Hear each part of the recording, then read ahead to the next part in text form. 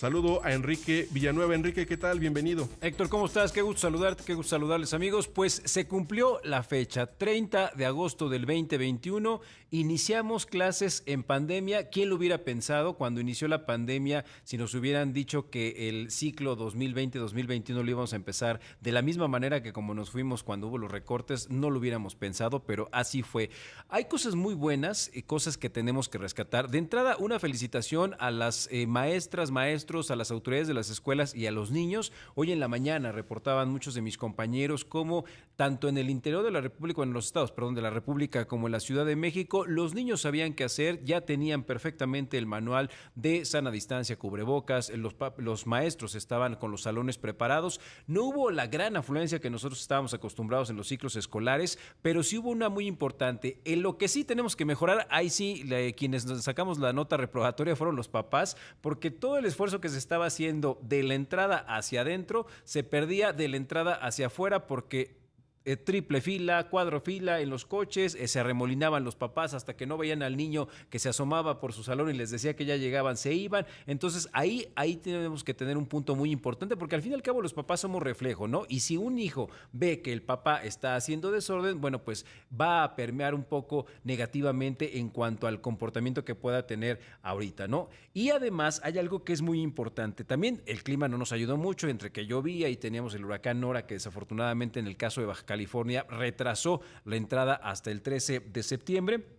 Hay cosas que debemos de revisar. Por ejemplo, lo que pongo sobre la mesa es hay que revisar la pertinencia de seguir con esta estrategia de que todos aprueben. Creo que tendríamos que hacer ahorita un corte de caja, ver en qué nivel están y no tenerle miedo. Los mexicanos nos da mucho miedo que nos echen para atrás en un curso o que nos reprueben, pero si esto es necesario, creo que en pro de la educación tendríamos que poner ahí un punto. Hay estudios muy interesantes, sobre todo en la India, que ya están más avanzados en este sentido. Niños que durante un año estuvieron en línea y no estuvieron frecuentes, han dejado es más, están olvidando cómo leer, cómo sumar e incluso cómo escribir. ¡Qué bárbaro! Y que si lo transportamos al caso de aquí de México, ¿cómo le vamos a dar el pase a un alumno que no tiene las características ni las condiciones necesarias? Le estamos haciendo un daño y desafortunadamente con esto de, híjole, es que no lo voy a poder reprobar o no lo quiero reprobar, le estamos haciendo más mal que bien. Sí, creo que lo que estamos viendo apenas es la punta del iceberg. Creo que el problema educativo en estos 3 años recientes es todavía mayor. Se han dejado de aplicar exámenes sobre la aptitud de los pequeñines, sobre el rendimiento, sobre el aprovechamiento, exámenes que tenían el nombre de Excale. También ha dejado México de participar en los exámenes de PISA a nivel internacional, cofinanciados por la Organización para el Desarrollo Económico, por la OCDE. Y ahí además otra cuestión, recordemos que el magisterio, particularmente la CENTE, es aliado de la nueva administración, de este gobierno de estos 3 años, por lo cual hay canonjías, ¿no? Si no quieren dar clases la CENTE bajo ningún pues no hay clases. Recordemos que tan solo maestros de la CENTE en la actual Diputación de Morena son 40. O sea, es una bancada en sí misma, la CENTE en San Lázaro. Y si eso añadimos que ya no se aplican estos exámenes para ver cuál es el rendimiento, el aprovechamiento, y tenemos serios problemas en educación básica, en aritmética, en ciencias naturales. Para escritura, lectura y matemáticas principalmente. Exactamente, comprensión de lectura, efectivamente. Y es que la prueba PISA se ha polemizado muchísimo. Sí hay cosas que se tienen que mejorar, sobre todo la contextualización y la tropicalización de las pruebas, pero es una de las mejores pruebas que hasta el momento nos podría dar una certificación. Y como bien lo mencionas, creo que tenemos que romper la historia de nuestra historia. Nos encanta festejar los inicios.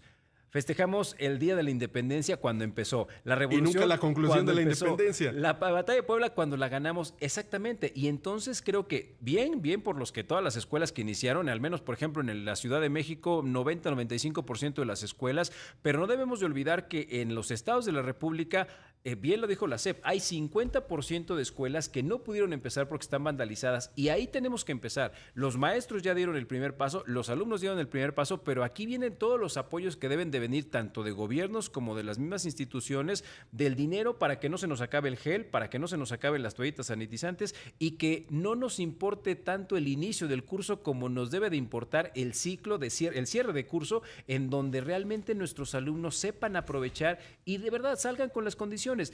No nos sirve de nada un título que diga que fulanito, perenganito o sultanito terminó sexto si no cuenta con los conocimientos necesarios, porque va siendo un retraso hasta que lleguemos a la universidad con terribles consecuencias. Sí, lo importante es el aprovechamiento, porque efectivamente también hay una instrucción federal de que no se repruebe a nadie. Y yo me pregunto, bajo esos estándares, imagínate un joven, un niño que después quiera ser ingeniero y que trae problemas de formación graves, por ejemplo, en cálculo, en matemáticas, y cuando construye un puente, los problemas serios que hay en educación actual en México se van a reflejar en los años posteriores de una manera, creo, dramática, ¿eh? Ese punto es súper importante, tanto desde el punto de vista de salud mental como de conocimiento. Yo siempre les pregunto, porque yo creo que es lo más grave que nos podríamos enfrentar. Clases. Así es, ¿ustedes se pondrían en manos de un médico que uno no estuviera preparado, que hubiera pasado de panzazo, o peor aún, que no pudiera someterse a esa presión de la frustración y que a la mitad de operación diga, ¿saben qué? Híjole, ya no juego, entonces me estoy sintiendo muy mal, adiós, y te deja con la panza abierta? Así podría ser. O la casa que te construyen, el juicio que te ayudan, toda esa serie de cosas al rato va a ser contraproducente y de verdad hay que aprender o hay que enseñarle a los estudiantes que a la escuela se va, adivinen a qué, a equivocarse. Ahí es el único lugar en donde podemos experimentar, podemos equivocarnos, porque al fin y al cabo no pasa nada. Es una manera de cómo no hacer las cosas cuando salgas. Porque yo te pregunto, aquí afuera, si nos equivocamos, ¿cómo nos va? Sí, no. Bueno, ojalá no nos equivoquemos. Pero hay otro tema también, porque estamos hablando de los pequeñines y la formación. Pero ¿qué ha pasado con los cursos para los docentes, para los maestros? ¿Necesitan cursos de actualización? Simplemente esto de la educación en línea, que es también un tema generacional, pues llevó a la reflexión de que muchos maestros necesitan ser capacitados para los nuevos estándares tecnológicos, pero también actualización en planes y programas de estudio. Lo deseable sería que estuviéramos en estándares internacionales, pero estamos en un momento en que México se está volcando hacia adentro, ¿no? Entonces, tal parece que la actualización de cursos, ver cuáles son las tendencias pedagógicas a nivel mundial, creo que eso no les interesa mucho en este momento. Le tenemos mucho miedo al error, todo lo queremos tener bien y desafortunadamente estamos en una situación que no solo México, el mundo no ha pasado y bien lo decías, tú hablas con muchos estudiantes y a veces están sorprendidos porque decían, a ver, mi maestra o mi maestro era el más bueno del mundo y de repente nos metieron en línea y se convirtió en un monstruo. ¿Por qué? Porque el pobre maestro está frustrado porque no sabe cómo dirigir una clase desde la computadora, controlando a los niños desde una pantallita, cuando en la clase presencial era un perfecto profesional, ¿no? Entonces, desde ahí, desde cómo incluso el profesor mentalmente está asumiendo este nuevo regreso a clases, hay que tener en cuenta ahí y desafortunadamente, bueno, pues va para largo esta pandemia y más vale que empecemos a crear los procesos necesarios.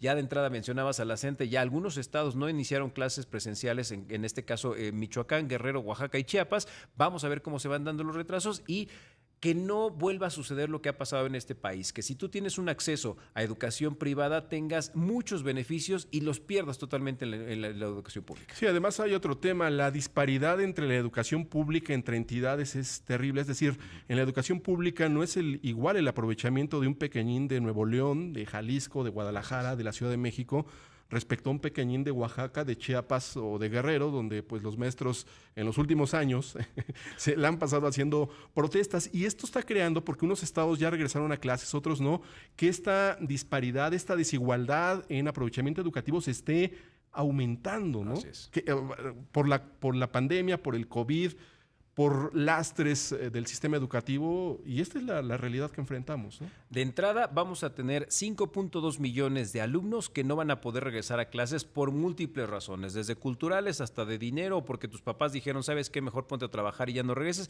principalmente las niñas. Ojalá también el gobierno se diera la tarea de generar un censo en donde sepamos quiénes regresaron, quiénes no, cuáles fueron las causas e ir por ellos, porque de verdad tenemos que hacer algo por la educación. Si ya, por ejemplo, aquí tenía tenía el dato. Se gastaron ahorita les digo cuánto se gastó. Se gastaron 10,120 millones de pesos en este plan de La Escuela es Nuestra, que se vea reflejado no solo en estas 50% de colegios que se rescataron, sino también una educación de calidad y de verdad, una educación a futuro.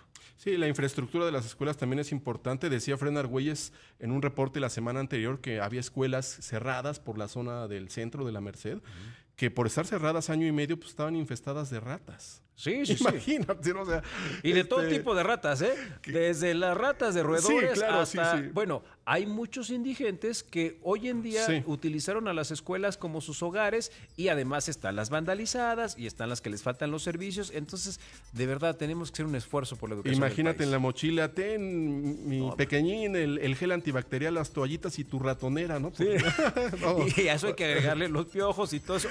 Y de verdad, a ver, a los papás, no les dé miedo si desafortunadamente alguno de sus hijos se contagia. Esto va a ser prueba y error, porque luego si tenemos problemas de no quiero decir que mi hijo tiene piojos y así lo mando, con el COVID hay que tener mucho más cuidado. Caramba, qué tema. Enrique Villanueva, gracias. Buenos días. Ya volvemos, tardes.